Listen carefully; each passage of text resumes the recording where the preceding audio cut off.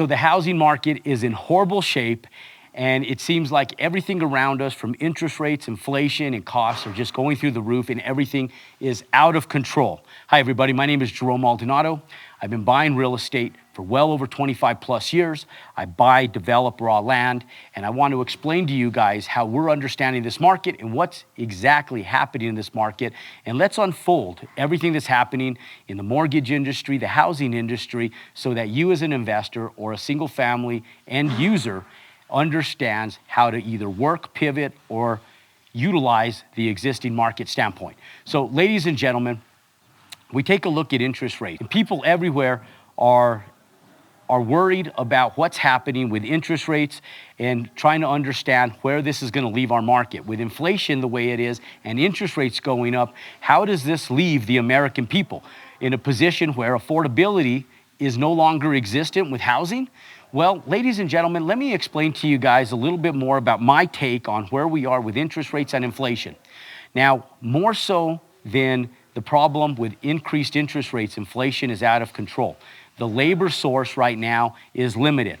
And so there's only one parallel that people are looking at right now, and it's costs. It's the cost. And so when they're looking at a recessionary market and they're trying to dissect recession and what's happening, and they're looking at GDP, typically when there's a decrease in GDP growth, there's also a decrease in employment, meaning that unemployment goes up. And right now, if you take a look at GDP, yes, commodities, world trade, it's down. But if you take a look at the last 30 days and you look at transport and the time that it's taking the end consumer to get a product over, a manufacturer to get a product over from manufacturing over to a consumer, it has went down substantially. We're starting to see a decline in prices, in oil prices. We're slowly starting to see a decline in lumber prices, with the exception of commodities, food items, and some of those day in, day out use products that we're still seeing inflationary measures to. We are slowly starting to see things soften. Now, why is that? Is that because of the increase of interest rates? And the answer is yes. Once people start to retract, and it takes something as massive as interest rates to go up for people to sit back and say, I'm not playing this game no more. I'm not going to subject myself to paying additional costs for labor and services and trade labor and to buy as an end user to pay for a house. And so what's happening right now is people have become more aware. The mainstream media has brought it to the attention that, hey, ladies and gentlemen, things are expensive. In spite of you seeing it on your bottom line, we're letting you guys know that things are inflated. Well, ladies and gentlemen, I'm going to kind of rewind that a little bit because I support the interest rate increase. People everywhere get a little bit more greedy when there's inflation because they know that it's going to cost them $40 more to fill up their tank of gasoline in their car. They understand that when they go to the grocery store, the grocery bag that once cost them $20 is now going to cost them $35. If you're going to places like Whole Foods, that $50 bag is now costing you $75 to fill up the same bag with the same groceries that you were paying for less than a year and a half ago.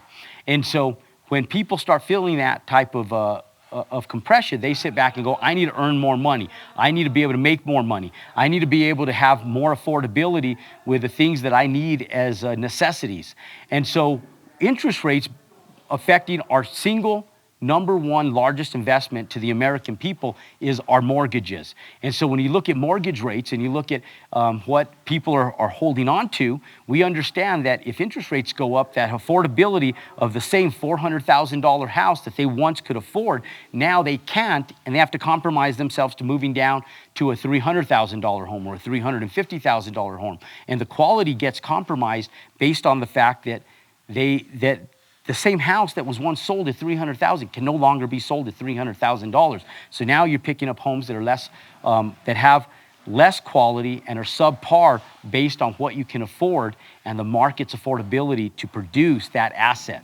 And so, ladies and gentlemen, understand that higher interest rates, if it plateaus our inflation, it is helping out our market.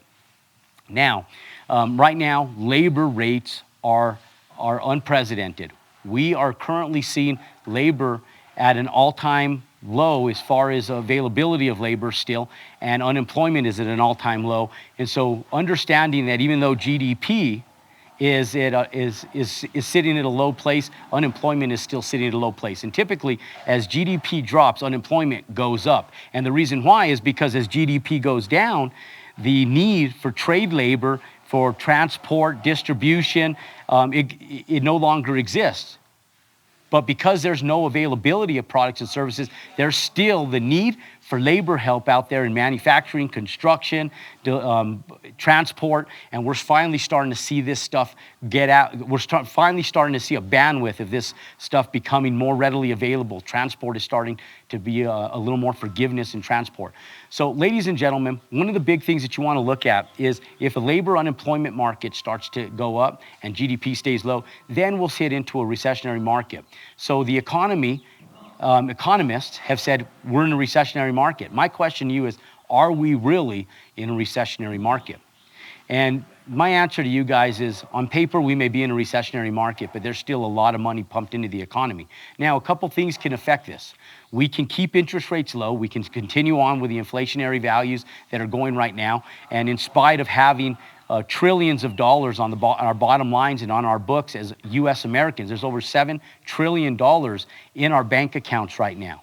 What's going to happen is that money, if we don't control inflation, is going to land up getting spent on inflationary values, commodities, gas, raw values, homes, home prices, furnishing, everything that goes along with housing, furnishing, and living is going to go up, and all of that excess money is going to evaporate into the environment. Now, if those numbers evaporate into the environment and all of that money goes elsewhere, people start living on credit again. So my prediction is that if we don't get inflation under control entirely over the next 7 months, we're going to start seeing people go back into debt and living on credit again. Just being able to afford their day in, day out household items that they once were able to afford a couple years ago, but because of what's happened with inflation over the last couple years, they won't be able to afford those daily household items anymore, hence having to live on credit.